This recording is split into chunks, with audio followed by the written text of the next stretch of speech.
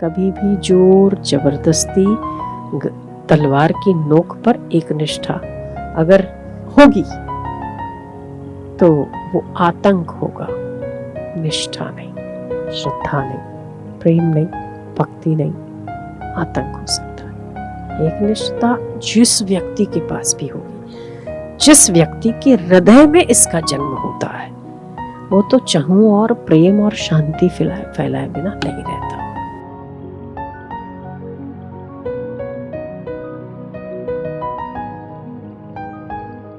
संसार जलती आग है, इस आग से झट भाग कर अशांत शीतल देश में हो जा अजर, हो जा अमर।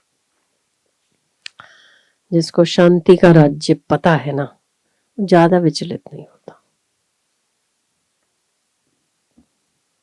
शरीर मन सब प्रकृति प्रदत्त है, तो विचलितता और अविचलता दोनों ही गुण धर्म प्रकृति के होते हैं।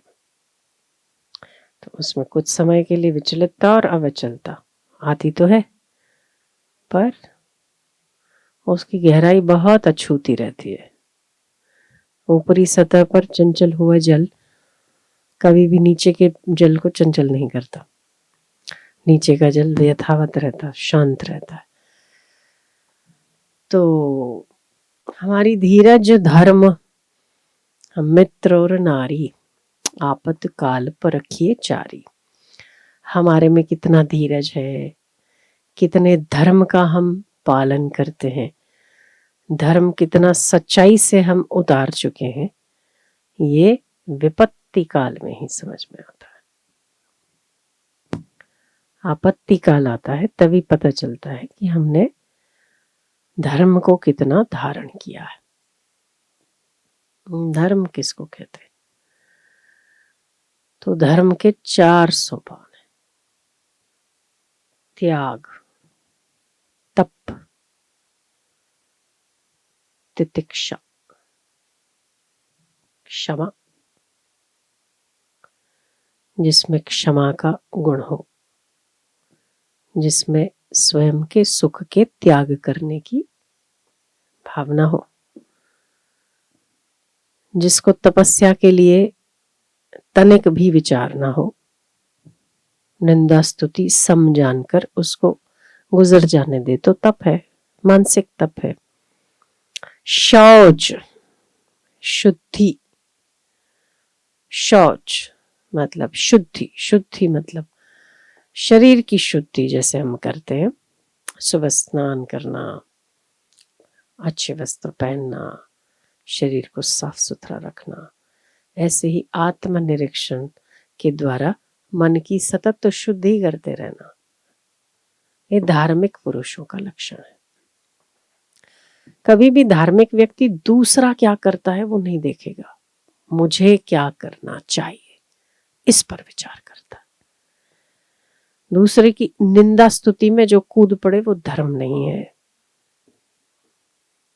वो तो असुर संपत्ति है। पर किसी स्थिति में मेरे मन की अविचलता कैसे बनी रहे और उस अविचल मन से मैं कैसे उन स्थितियों का सामना कर सकता हूं, ये जो सोच ले वे आत्मनिरीक्षण है। वो शुद्धि है मन की। जिसका मन शुद्ध होता है उसे प्रेरणा भी वैसी मिल ही जाती है। तो तप, त्याग, शुद्धि, मन की शुद्धि, शरीर की शुद्धि तो हम करते हैं, मन की शुद्धि, मन की शुद्धि आत्मनिरीक्षण के द्वारा आती है। जो व्यक्ति त्याग करने में समर्थ नहीं है, जो व्यक्ति तप करने से डरता है, जो व्यक्ति मन का निरीक्षण नहीं कर पाता, जो व्यक्ति क्षमा करने के लायक ही नहीं है, वो व्यक्ति धार्मिक नहीं, वो धर्म पर चला ही नहीं। उसने केवल कहा तो है क्षमा बड़न को होत है, छोटन को उत्पात, विष्णु को क्या घटी गयो, भृगु ने मारी लात। तो कहना और उससे जीवन में उतारना बहुत बड़ा फर्क है। हम तो घर बार छोड़ चुके हैं, हम त्याग कर चुके हैं, पर अभी भी अपने अहम का त्याग नहीं हुआ ना। दूसरों को नीचा दिखाने की वृत्ति का त्याग नहीं हुआ तो क्या त्याग हुआ? फिर तो सारा संसार वही बसा हुआ है। तो जहाँ राग द्वेष की वृत्ति है वहीं पर राग जहां पर है वहां उस रागात्मक व्यक्ति की स्तुति, और जहां नफरत और द्वेष है उसकी निंदा। यही सारे अज्ञान और दुखों की तो जड़ है। हम जिसे प्रेम करते हैं उसकी कोई गलती नजर नहीं आती, उसके हम ढकते रहते हैं। और जो अच्छा भी बंदा हो, धर्म पर चलने वाला हो, सज्जन पुरुष हो, उसकी हर छोटी बात भी नफरत से ली जाती है। ये द्वेष है।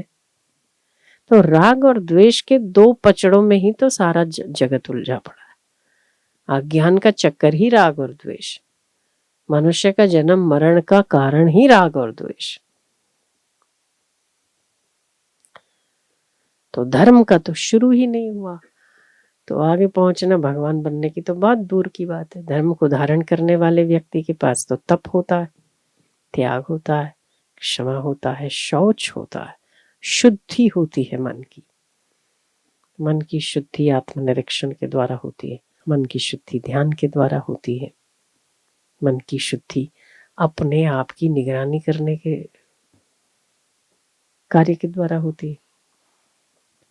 तो वो तो किया नहीं, और हम धर्म है, हम धार्मिक है, हम ये है, ऐसे कह देने से या कपड़े धारण कर लेने से या कंठी गले में डाल देने से कोई धार्मिक नहीं हो जाता।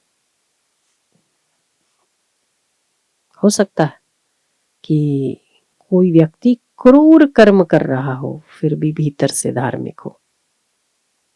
रहीदास चमड़ा उखाड़ने का काम करते थे, कसाई थे ना, चमड़ा उखाड़ते थे, फिर भी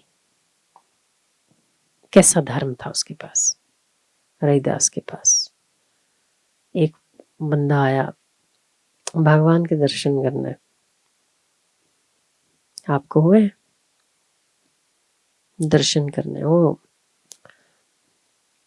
जिसका चमड़ा निकाला ना, वो चमड़ा धोते थे तगारे में रख के, तगारे में रख के चमड़ा धोया होगा तो जल खून वाला हो गया, लाल लाल लाल। उसको बोला पी जा।